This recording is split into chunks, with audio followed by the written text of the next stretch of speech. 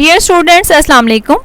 Today is 7th May 2020, Thursday, and I am your English teacher going to deliver a visual lecture for the work pages of unit number 5, as well as we will do comprehension number 12 from grammar and composition. My lecture is for 9th P1, N1, boys and girls.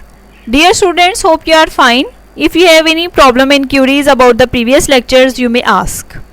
As you know students, we have started our summer vacation homework from the textbook and completed the reading translation, word sentences and question answer of unit number 5, Daffodils.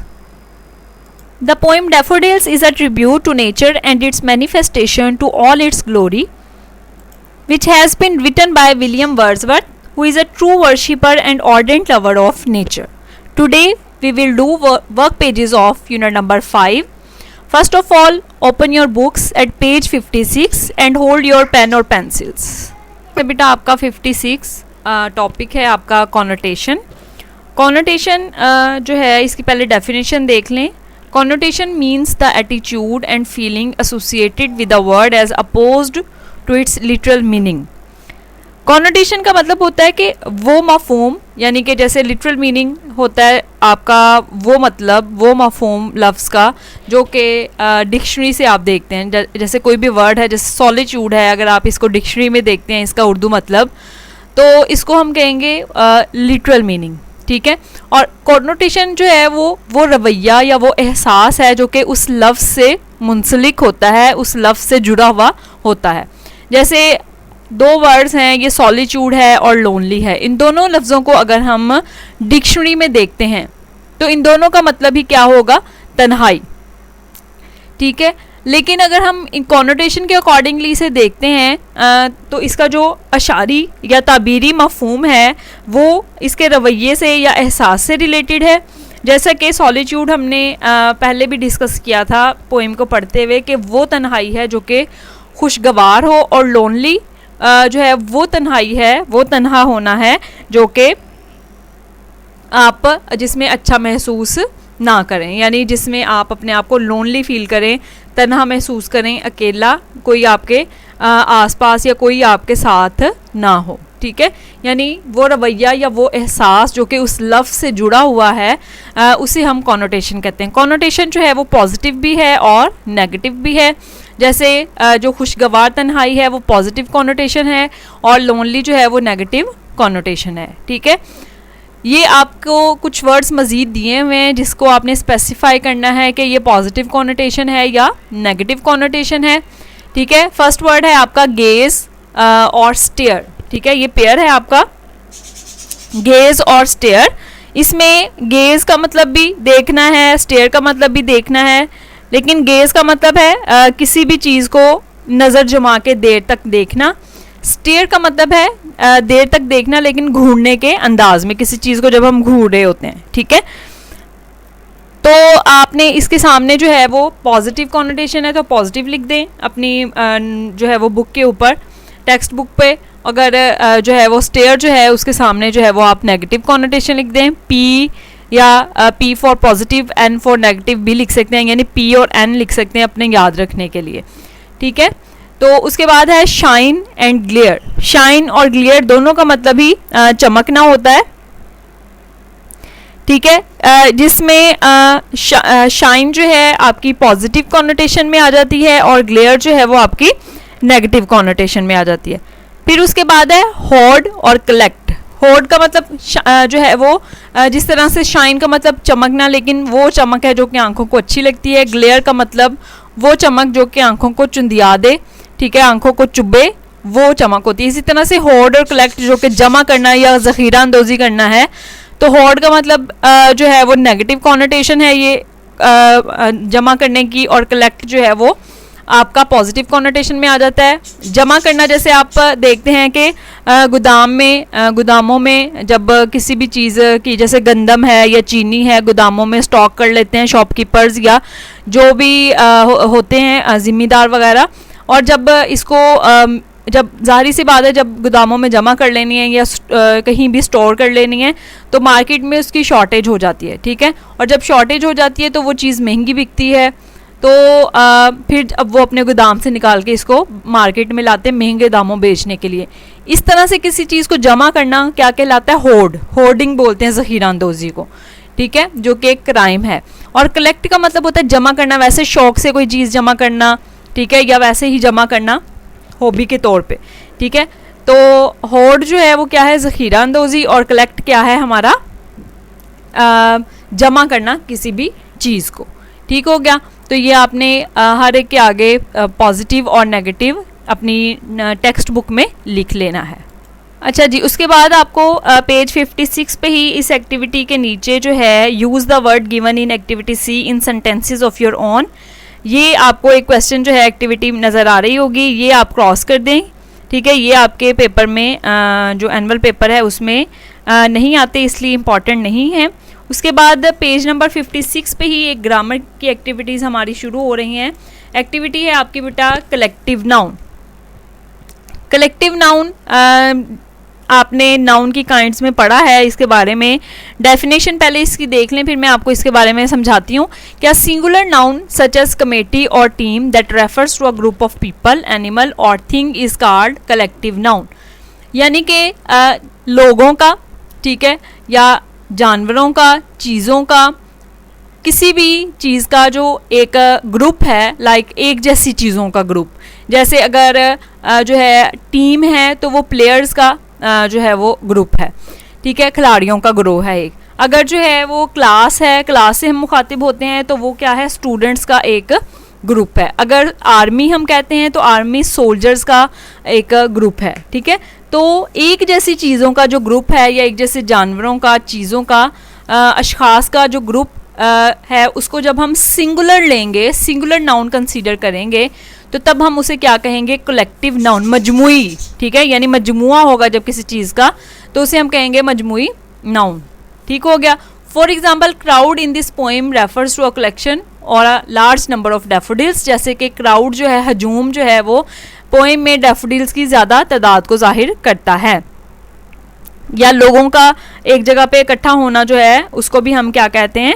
हजूम बोलते हैं, crowd बोलते हैं, ठीक है। आपको कहा गया है कि right the collective nouns of the following. आप जो नीचे दिए गए कलेक्टिव नाउन हैं, सिंगुलर हैं, आप इसका जो सिंगुलर नाउन इनके लिए यूज़ किया जा सकता है, कलेक्टिव नाउन, वो हमें बताएं, ठीक है। A collection of ships, a collection of singers, a collection of cattle, a collection of soldiers.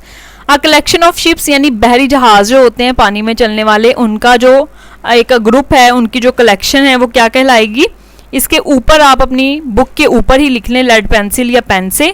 ये आपके ऑब्जेक्टिव के हवाले से क्वेश्चन बहुत इंपॉर्टेंट है। आपके पेपर में जो 4th पोर्शन है ऑब्जेक्टिव का, लास्ट वन ग्रामर का, जो कि 5 नंबर के MCQs आते हैं, उसमें ये आ जाता है, ठीक है। तो ये बहुत इंपॉर्टेंट है।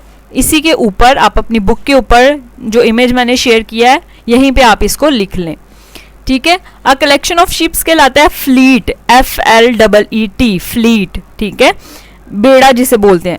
फिर है कलेक्शन ऑफ सिंगर्स, जो गुलकार हैं उनका ग्रोह क्या कहलाता है? बैंड, या फिर कोरस भी इसे बोलते हैं, CHORUS, कोरस, या बैंड, BAND, बैंड। आपने सुना होगा कि फ्लां बैंड के सॉन्ग्स जो हैं वो बहुत फेमस हैं, वगैरह वगैरह, इस तरह से। फिर है कलेक्शन ऑफ कैटल, जो मवेशी हैं, जानवर जो हैं, उनका ग्रुप जो है वो क्या कहलाता है? हर्ड, रेवड़ कहलाता है, जैसे बकरियों का रेवड़ हो वगैरह। तो HERD, हर्ड, रेवड़, ठीक है। फिर है अ कलेक्शन ऑफ सोल्जर्स, जो सोल्जर्स की कलेक्शन है वो या तो आर्मी कहलाती है, या इसको ट्रोप भी बोलते हैं, ट्रोप, दस्ता, फौज का दस्ता, TROOP, ट्रोप या आर्मी, ठीक है। ये दोनों वर्ड इसके लिए यूज़ किए जा सकते हैं। जैसा कि मैंने बताया कि ये एक्टिविटी आपकी ऑब्जेक्टिव के हवाले से इंपॉर्टेंट है, तो इसको आपने अच्छे तरीके से तैयार कर लेना, ठीक हो गया।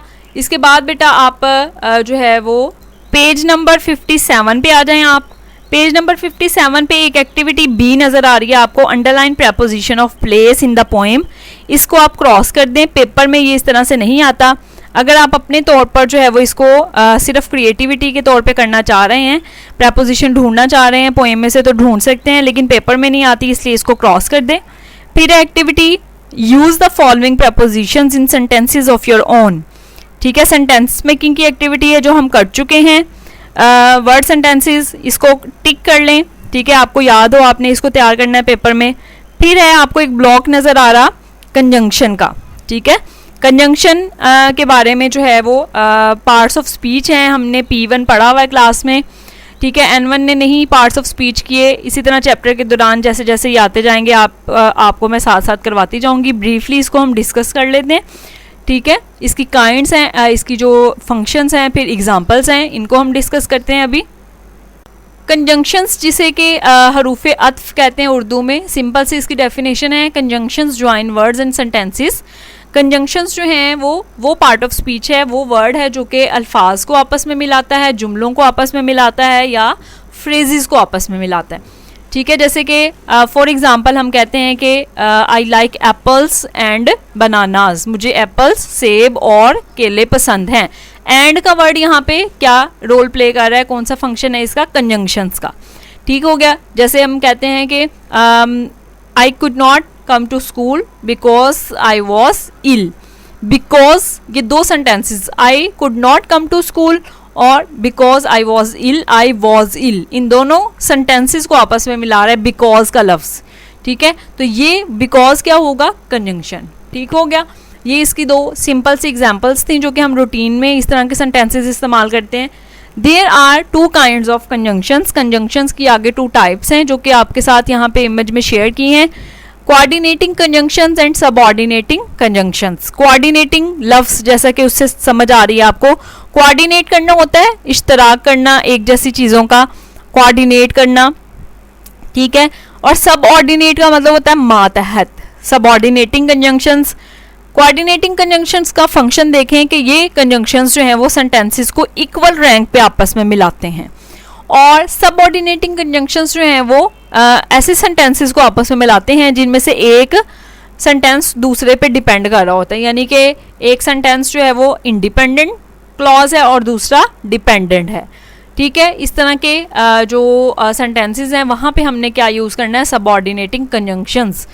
जैसे बिकॉज है, दैट, वाइल, अनलेस। इसी तरह से कोऑर्डिनेटिंग कंजंक्शंस की एग्जांपल में बट, और, नॉर, ईदर, ऑल्सो वगैरह आ जाता है। ठीक है, इससे रिलेटेड आपकी जो एक्टिविटी है फिल इन द ब्लैंक्स की फॉर्म में नेक्स्ट इसी पेज पे आपको आगे नज़र आ रही है। ये activity fill in the blank की फॉर्म में नहीं बल्कि आपके MCQs की फॉर्म में ज़रूर आ जाती है आपके पेपर में। आपका ये जो सेकंड है, थर्ड वन और उसके बाद फिफ्थ, ये आप अपने प्रीवियस पेपर जो है फैसलाबाद बोर्ड के ऑब्जेक्टिव देख सकते हैं उठा के, उसमें काफ़ी दफ़ा ये सेंटेंसेस रिपीट हुए हैं। तो इसलिए हमने इस पूरी 5 हैं जो फिल इन द ब्लैंक्स, इनको अच्छे तरीके से ऑब्जेक्टिव के तौर पर जो है वो हमने MCQs के हवाले से तैयार कर लेना है। ठीक हो गया, फर्स्ट आपकी फिल इन द ब्लैंक है, he ran fast dash he missed the train. यहाँ पे आप कंजंक्शन यूज़ करेंगे बट। ठीक है, but he missed the train. Wait dash I return, wait until I return. ठीक है, फिर उसके बाद है work hard dash you should fail, work hard lest you should fail, lest LEST lest. फिर उसके बाद फोर्थ आप फिल इन द ब्लैंक में लिखेंगे I did not come because you did not invite me, because आप use करेंगे। फिर उसके बाद है you will get a prize if you deserve it, if का वर्ड आप यूज़ करेंगे फिफ्थ आपकी फिल इन द ब्लैंक में। ठीक हो गया, फिर उसके बाद है इसी पेज पे पेज नंबर 57 पे आपको एक activity fill in the blank के नीचे नज़र आ रही है, use any 5 coordinating conjunctions and any 5 subordinating conjunctions in sentences of your own. इस एक्टिविटी को आप क्रॉस कर दें। ये एक्टिविटी आपने जो है वो पेपर के हवाले से तैयार नहीं करनी। ठीक हो गया, उसके बाद बेटा आप आ जाएं पेज नंबर 58 पे। पेज नंबर 58 पे आपको एक ब्लॉक नज़र आ रहा है, use of present and past participles. ये बहुत ज़्यादा इंपॉर्टेंट आपके ग्रामेटिकल कॉन्सेप्ट्स हैं। ठीक है, इनको आपने अच्छी तरह से समझना है। ईजी है बिल्कुल। इससे रिलेटेड MCQs जो हैं वो आपकी ऑब्जेक्टिव में जो है वो ग्रामर वाले पार्ट में, ग्रामर वाले पोर्शन में आ जाते हैं। डेफिनेशन इसकी बेटा देखिए आप, पार्टिसिपल है, participle is the verb form used as an adjective to modify nouns and pronouns. सबसे पहले आपको वर्ब की डेफिनेशन, वर्ब का कॉन्सेप्ट क्लियर होना चाहिए। वर्ब क्या है? वो वर्ड है जो कि किसी भी एक्शन को शो करता है, यानी वो पार्ट ऑफ स्पीच है जो कि काम बताता है हमें। लाइक जैसे लाफ है वर्ड, हंसना, फॉल, गिरना, ठीक है। तो राइट लिखना, रीड पढ़ना, ये सारे वर्ड्स क्या हैं? वर्ब। ये वर्ड्स हमें एक्शन बताते हैं, काम बताते हैं। तो जब भी किसी वर्ब की फॉर्म को हम एडजेक्टिव के तौर पे यूज़ करें, अब एडजेक्टिव क्या है? एडजेक्टिव के बारे में भी आपने पढ़ा हुआ है कि नाउन की या प्रोनाउन की जो खासियत बताएं हमें, उसकी खूबी, खामी, रंग, साइज, शेप, ठीक है, कुछ भी, यानी कि हमें नाउन या प्रोनाउन के बारे में कुछ भी बताएं, वो वर्ड क्या कहलाएंगे? एडजेक्टिव। इसको इन शॉर्ट हम कहते हैं डिस्क्राइबिंग वर्ड्स, ठीक है। एडजेक्टिव का भी कॉन्सेप्ट क्लियर हो गया कि वो वर्ड्स हैं जो कि नाउन या प्रोनाउन को डिस्क्राइब करें, और वर्ब का भी कॉन्सेप्ट क्लियर हो गया कि वो वर्ड हैं जो कि किसी भी काम को हमें बताएं। तो जब किसी भी वर्ब की जो फॉर्म है, फर्स्ट फॉर्म या सेकंड फॉर्म जो है यूज़ हो एडजेक्टिव के तौर पे, यानी है असल में वो वर्ब लेकिन रोल कौन सा प्ले करे? एडजेक्टिव का, तो तब उसे क्या कहेंगे? पार्टिसिपल, ठीक है। पार्टिसिपल दो तरह के हैं, प्रेजेंट पार्टिसिपल और पास्ट पार्टिसिपल। इनकी बहुत पहचान जो है वो आसान है कि जो प्रेजेंट पार्टिसिपल्स हैं उनकी एंडिंग आईएनजी पे होती है, और जो पास्ट पार्टिसिपल्स हैं वो सेकंड फॉर्म होंगे। हम ये नहीं कह सकते कि उसकी एंडिंग ईडी पे होती है, क्योंकि कुछ ऐसे भी हैं जो कि इरेगुलर वर्ब्स हैं, जैसे कि स्पीक और इसकी सेकंड फॉर्म है स्पोक, स्पोकन। तो स्पीक जो है वो उसकी सेकंड फॉर्म के आखिर में ईडी नहीं आता, जैसे हम सोचते हैं कि डिफरेंट फॉर्म्स ऑफ वर्ब हैं जो कि आखिर में ईडी पे एंड होती हैं, ठीक है। तो वो कुछ इरेगुलर भी हैं जो कि ईडी पे एंड नहीं होती।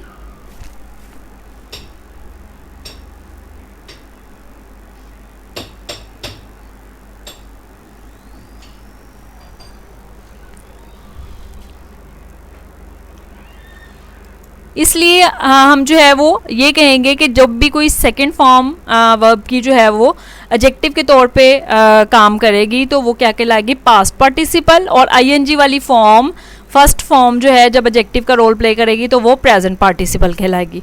ठीक हो गया। इसकी एग्जांपल में देख लें कि all the present participles end in I N G, जैसे द लाफिंग लेडी, ठीक है। इसी तरह से पास्ट पार्टिसिपल में देखें the past participles of all regular verbs end in E D, ठीक है। और वैसे जो इरेगुलर वर्ब्स होंगे वो उनकी सेकंड फॉर्म हम कंसीडर करेंगे, ठीक है। इसी ब्लॉक के नीचे जो है वो आपको एक्टिविटी से रिलेटेड एक एफ नज़र आ रही है, underline the participles in the following sentences. आपने जो गिवन सेंटेंसेस हैं उनमें से पार्टिसिपल्स को ढूंढना है, ठीक है। आपने उनको अंडरलाइन करना है। बोलती जाती हूँ मैं sentence. He was shocked due to the accident that he could not speak. He was shocked, shocked word जो है वो क्या है? यहाँ पे पार्टिसिपल है, पास्ट पार्टिसिपल है। फिर है the galloping horse scared the child. Galloping होता है सर पर दौड़ता हुआ, तेजी से दौड़ता हुआ घोड़ा, ठीक है। तो गैलोपिंग का वर्ड हॉर्स को डिस्क्राइब कर रहा है, तो यहाँ पे गैलोपिंग को अंडरलाइन करेंगे आप। फिर I don't want that burn toast. मुझे वो जला हुआ टोस्ट नहीं चाहिए। बर्न टोस्ट, जला हुआ टोस्ट।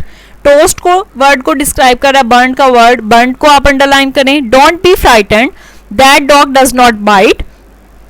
फ्राइटेंड को आप अंडरलाइन करें, ठीक है। फिर उसके बाद है the lorry was carrying stolen goods. Lorry जो है नाम है, वो चोरी शुदा चीजें ले जा रही है। स्टॉलन गुड्स, चीजों को डिस्क्राइब कर रहा है, कौन सा वर्ड? स्टॉलन। तो स्टॉलन को आप अंडरलाइन करेंगे। Everybody was excited preparing the things for the trip, ठीक है। एक्साइटेड का वर्ड यहाँ पे जो है वो रोल प्ले कर रहा है पार्टिसिपल का। If the children are bored, bored यहाँ पे जो है वो एडजेक्टिव का रोल प्ले कर रहा है। हालांकि असल में जो है वो ये क्या है? बोर वर्ब है, लेकिन यहाँ पे एडजेक्टिव का रोल प्ले कर रहा है, इसलिए हम इसे क्या कहेंगे? पार्टिसिपल, ठीक है। पहले में शॉक्ड, फिर जो है स्केयर्ड, फिर बर्न्ड, फिर फ्राइटेंड, फिर स्टॉलन, फिर एक्साइटेड और फिर बोर्ड, ठीक हो गया। अच्छा जी, उसके बाद जो है वो आप इसी पेज पे एक्टिविटी जी देख रहे हैं कि इन्हीं पार्टिसिपल प्रेजेंट जो हैं और पास्ट पार्टिसिपल इनके सेंटेंसेस बनाएं। इसको आप क्रॉस कर दें इस एक्टिविटी को। पेज नंबर जो है 59 आपका राइटिंग स्किल्स वाला, इसको भी क्रॉस कर दें, 60 पेज को भी क्रॉस कर दें कम्प्लीटली, 61 पेज को भी क्रॉस कर दें। आपकी जो है वो एक्टिविटीज़ जितनी भी हैं हमने करनी है पेपर के हवाले से तैयार, वो हम कर चुके हैं। वर्क पेजेस हमारे यूनिट नंबर 5 के आज कंप्लीट हो गए हैं। कुछ कॉन्सेप्ट हमने कल किए थे, कुछ आज किए हैं। इनमें से किसी भी ग्रामेटिकल कॉन्सेप्ट में, किसी एक्टिविटी में कोई प्रॉब्लम हो, कोई बात जो समझ में नहीं आई, तो वो आपने मुझसे पूछ लेनी है, ठीक है। लेकिन ये बहुत ज़्यादा इम्पॉर्टेंट आपके ग्रामेटिकल कॉन्सेप्ट हैं, इनको आपने इजी नहीं लेना। इनमें से कोई प्रॉब्लम हो तो वो ज़रूर पूछनी है, ताकि पेपर के हवाले से आपकी अच्छी तैयारी हो जाए। अच्छा जी, इसके साथ साथ जो है वो हम कर रहे थे ग्रामर एंड कंपोजिशन से जो है वो कम्प्रीहेंशन पैसेजेस। कम्प्रीहेंशन पैसेजेस जो है उनमें हमने आज करना है अनसॉल्व्ड कम्प्रीहेंशन पैसेज नंबर 12, जिसके पैराग्राफ्स को आपने ध्यान से सुनना है और फिर इसके क्वेश्चन आंसर्स को आपने अच्छी तरह से प्रिपेयर करना है। पैराग्राफ देखिए सबसे पहले, there lived a monkey in a forest. एक दफ़ा एक जंगल में एक बंदर रहता था। One day he was going about in search of food. एक दिन वो खुराक की तलाश में बाहर जो है वो जा रहा था। As he was very hungry, चूँकि वो बहुत ज़्यादा भूखा था। At last he entered the house of a farmer. आखिरकार वो एक किसान के घर में चला गया। देर वाज, ये दाखिल हुआ, there was nobody in the house, घर में कोई भी ना था। The monkey found a hard vessel with a narrow opening. बंदर को जो है वो एक तंग मुंह वाली एक सख्त सी बोतल मिली। He put his hand into it, उसने इसके अंदर हाथ डाला। It had grains in it, इसके अंदर अनाज था। He took a handful of the grains, उसने अनाज से अपना हाथ भर लिया। And try to pull his hand out, और अपना हाथ बाहर निकालने की कोशिश करने लगा। But he could not do so, लेकिन वो ऐसा ना कर सका। विद हिज क्लोज फिस्ट, चूँकि उसकी जो मुट्ठी थी वो बंद थी, ठीक है। After some time the owner of the house came up. कुछ ही देर के बाद घर का जो मालिक था वो आ गया। His dog was with him, उसका कुत्ता भी उसके साथ था। The dog fell upon the monkey and tore him into pieces. जो कुत्ता था वो मंकी के ऊपर झपट पड़ा और उसको टुकड़ों में तकसीम कर दिया। This the monkey met his fate due to his greed. इस तरह से जो बंदर था वो अपनी लालच से जा मिला।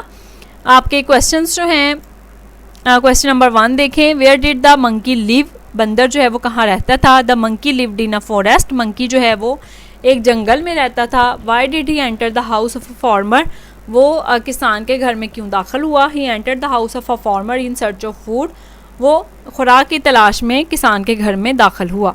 What did the he find there, उसको वहाँ पे क्या मिला। He found there a hard vessel with a narrow opening, उसको वहाँ एक तंग मुंह वाली एक सख्त सी बोतल जो है वो मिली।